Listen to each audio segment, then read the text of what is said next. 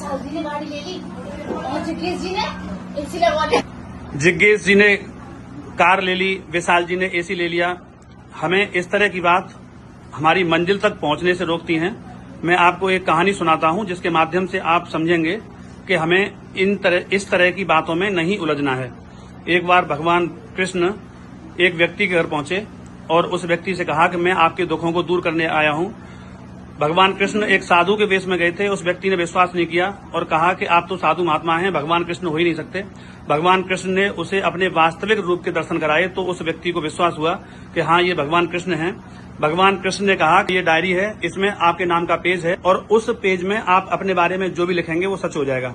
उस व्यक्ति ने डायरी ले ली, पहला पेज खोला, पाया उसके पड़ोसी की 5 करोड़ रुपए की लॉटरी लगने वाली है। बड़ा आश्चर्य हुआ। उसने तुरंत पेन लिया और लिख दिया कि 5 करोड़ रुपए की लॉटरी नहीं लगनी चाहिए, ये इसके लायक नहीं है।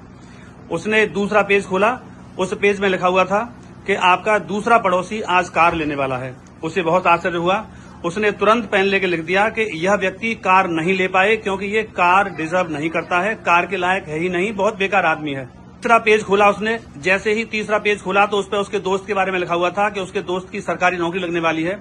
उसने उस पर लिख दिया कि मेरे दोस्त की सरकारी नौकरी नहीं लगनी चाहिए, यह बहुत अच्छा आदमी नहीं है, यह मुझे धोखा देता है, झूठ बोलता है, यह इसके लायक नहीं है। जैसे ही उसने डायरी का चौथा पेज खोला तो उसमें अपना नाम पाया। अब अपना नाम पाते ही उसे खुशी हुई। अब सोचने लगा कि मैं क्या लिखूं।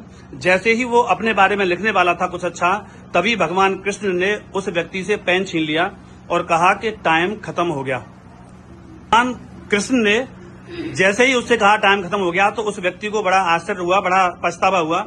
इसी तरह से हम भी अपने बारे में सोचने के बजाय, अपने बारे में कुछ अच्छा करने के बजाय दूसरे लोगों के बारे में सोचते रहते हैं कि यार इसने ये ले लिया, उसने वो ले लिया, और इसी तरह से हम अपने दिन के 24 घंटों में से घंटे 2 घंटे ऐसे ही व्यर्थ बेकार कर देते हैं। यदि हम अपनी मंजिल तक पहुंचना चाहते हैं तो हमें इन छोटी मोटी बातों में नहीं उलझना चाहिए।